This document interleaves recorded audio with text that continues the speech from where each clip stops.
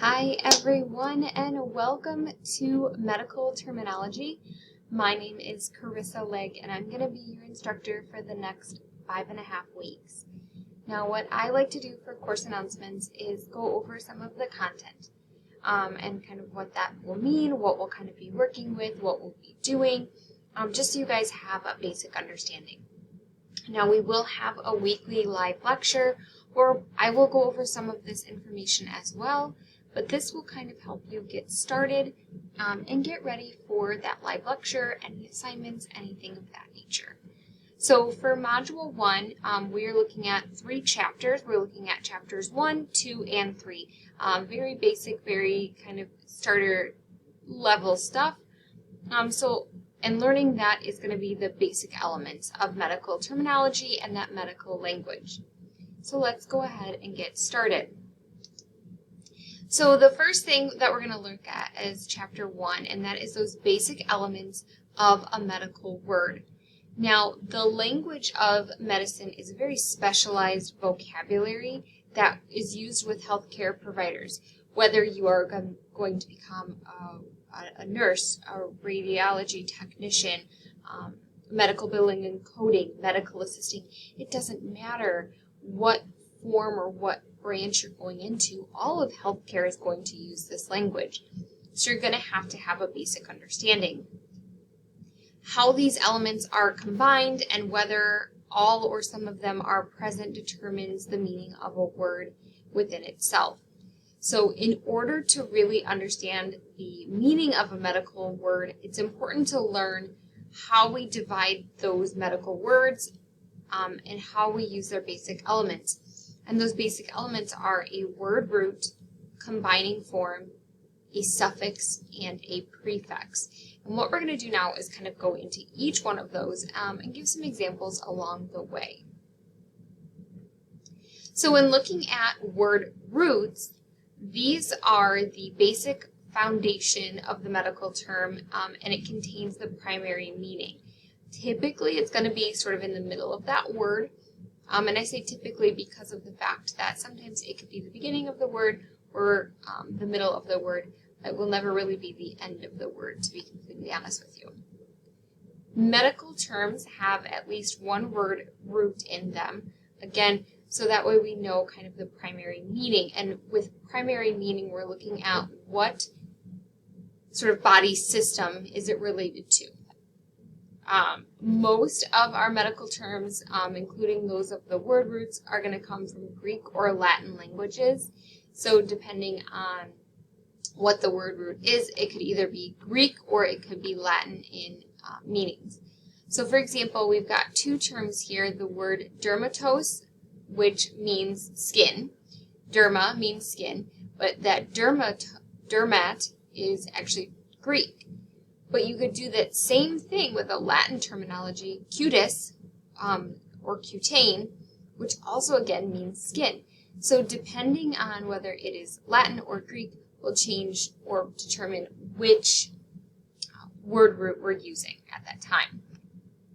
Now, one thing I would suggest doing is taking a look in your book, and you can find that under the course materials. It is a link to a PDF file of your book, and table 1-1, so chapter 1, table 1-1, is going to provide you with some more examples of word roots, just so that way you can get a basic knowledge of them. We will continue to work with word roots without the next 6 weeks, and we'll be able to kind of pick those out as we go through. The combining form is what is created when a word root is combined with a vowel. Now, the combining vowel really has no meaning on its own, but it does enable 2 or more word root elements to be connected. The combining form is the basic foundation to which other words or elements are added to build a complete medical terminology. Now, most of the time that combining vowel is going to be an O. So it can sometimes be an I, but for the most part it is going to be an O. So again, looking at the breakdown here, we have nephro. Nephra is the word root.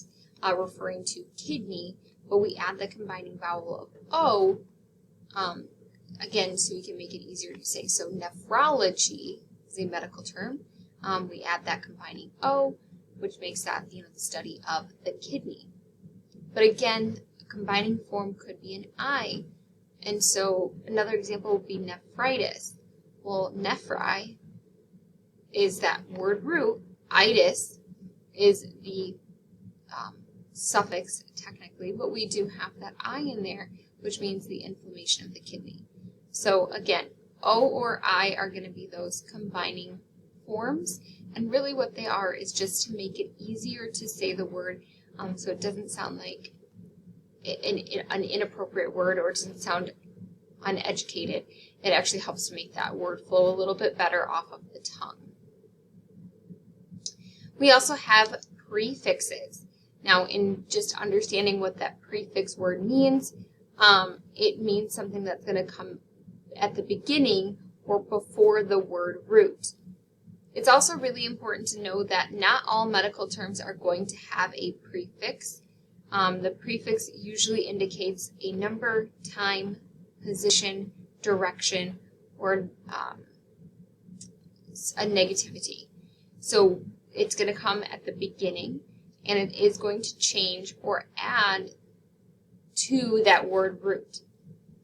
It's also important to know that many of the same prefixes that we use in medical terminology are also something that we use in the everyday English language. And if English is not your first language, that's okay. We can kind of help you through that. So we have a medical term here. The term is anesthesia, and we can break this down into what we consider the word root, the prefix, and actually the suffix as well. So if you're looking at that word, anesthesia, A-N is the prefix here, and that prefix means without or not. The middle there, the stegia, or stesius, it's very hard to say that broken down, that is our word root. That means feeling. And IA is going to be that suffix, so it comes at the end, and that means a condition. So altogether, this word actually means the condition of not feeling. Now, there are some basic guidelines that you do need to follow and be aware of when we're talking about medical terminology. One of the first things is defining and building medical words are crucial to mastering medical terminology. Are we saying that you should know every single medical terminology out there known to mankind? No. I'll be honest, I've been in medicine for a very long time. I work as a full-time medical, well, not full-time. I used to work as a full-time medical assistant. I work as a part-time medical assistant now. And there are days that, providers say things to me, and I don't know what it means still. So that's very common. But I have, and you will have, a basic sort of medical terminology. So knowing kind of the basics of this. Now, when we're doing these guidelines, the first thing that we want to do is really define the word in steps. So the first step is to define if there is a suffix, which again is the last part of that word. And the reason that we kind of start from the back half is so we can start to formulate what that word is. So we start at the end and kind of work our way backwards. So find the suffix if there is one, and then find the word root. Well, once you find the word root, we know at that point then what kind of system we're working with. And then we can define that sort of middle part. So find the suffix, figure out what that means, find the word root, figure out what that means, and then if there is a prefix, you can also figure out that and then build that sort of formulation of what the word is. Now, when we are building medical words, it's, again, got some rules to help you, so that way you are doing it in a proper sense. So after you define what the word is, that you then need to build it, if it's not already built for you. And again, there are 3 basic rules to help you with building medical terms and medical words. The first one is the word root will link to the suffix. And if the suffix begins with a vowel, you do not need a combining form. If the word does not start with a vowel, you will need a combining form. So making sure that you're using that O, because again, that's typically what that combining form will use, or I, depending on the situation. Most of the time, if it's going to be an I, it means that the suffix already begins with that vowel. So after you have combined the word root to the combining form, you then can add in the suffix. So a great example that I have for students is the word mammogram. So mam, M-A-M-M, is going to be our word root, and that does mean breast, chest. Gram is the suffix, which means to take a picture of. Well, gram does not start with a vowel, so we need that combining form there, that O, to have mammogram, instead of just saying a mammogram, because that doesn't sound very logical. So mammogram is building that form. Now, one of the things I would strongly encourage, especially if you are completely brand new to medical terminology and this is all new to you, you've never heard some of these terminologies before, is to look at the activities that are at the end of each chapter in your e-textbook, that PDF file book, and work some of those to really help you get more knowledge. Another thing I would encourage you to do is that each week has a study guide. Take that study guide that we provide for you, make flashcards, and study those flashcards. That's a great way for you to feel confident in the knowledge of what you're learning with medical terminology, but it also can help you as you progress not only through your programs here at Rasmussen, but into your careers, whatever path those may be. So that's going to end Chapter 1. Let's talk about Chapter 2. Chapter 2 is dealing with suffixes. So if you remember, the suffix, again, is added at the end of a word root using a combining form to change its meaning. This would be a good idea for you, again, to look at Table 2-1 and 2-2 in your book. 2-1 will review the word roots with combining forms when it comes to suffixes.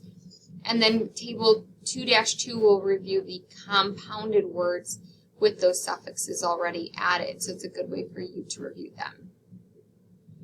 It's important to keep in mind whenever you change a suffix, you change the meaning of the word. So you want to be very specific about the suffix that you're using because you want to make sure it's the correct word.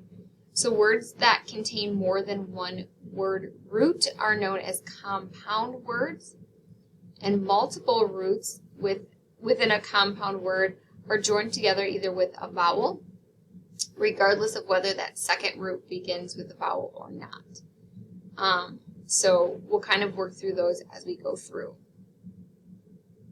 Now, when we talk about suffixes, there are some suffix types, and what that means is it's looking at sort of where that suffix falls. Does it fall in a surgical category, a diagnostic category, or a pathological category?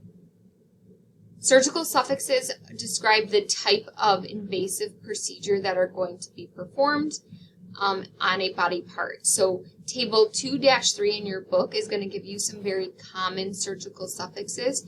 Great place to look for education there.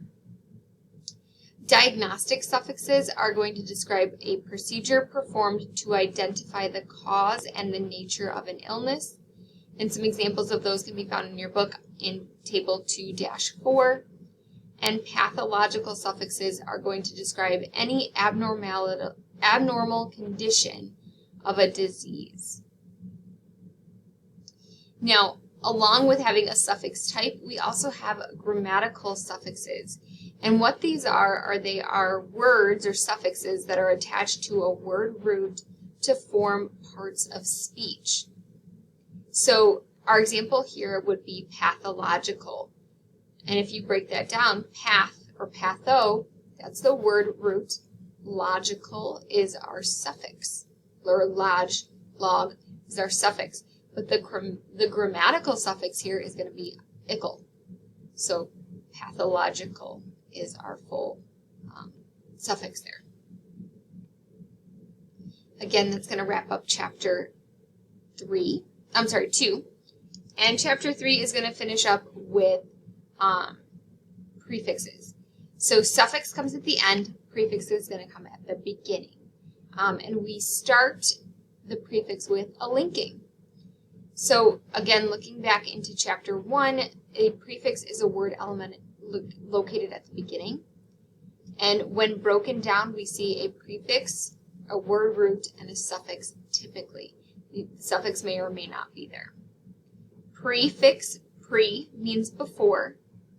Word root, or nat, means, so in our example here, prenatal. Pre is before, nat is meaning birth or during birth, and al, suffix al, means pertaining to. So prenatal is really talking about the period before birth, okay? Or the pertaining to the period before birth. Just like suffixes have a type, prefixes have a type.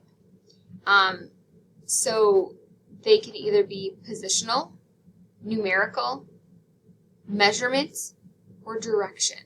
And as you can see there, table 2-3, 3-3, and 3-4 are great examples, or where you can find great examples of those. All right, and to round out this first announcement, what I want to do is spend some time giving you what your homework is, and along with those due dates for those homework. So each week you will have a discussion board, and what I would highly recommend is that you read the instructions on the discussion board and make sure that you're answering all of the questions. I want to see that you're providing good work with your initial posting, so that way your classmates have something to reflect on as well as comment on. So make sure that you do your initial discussion post by Tuesday, January 3rd by midnight, and then reply to at least one classmate by Saturday, January 7th at midnight. So those important dates are Tuesday and Saturday. For Module 1, you will have a quiz, and the quiz is going to be due January 8th. It's important to know that you only have one attempt at your quiz. I just want to make sure that I give you the correct information here. Just give me 2 seconds to pull that back up.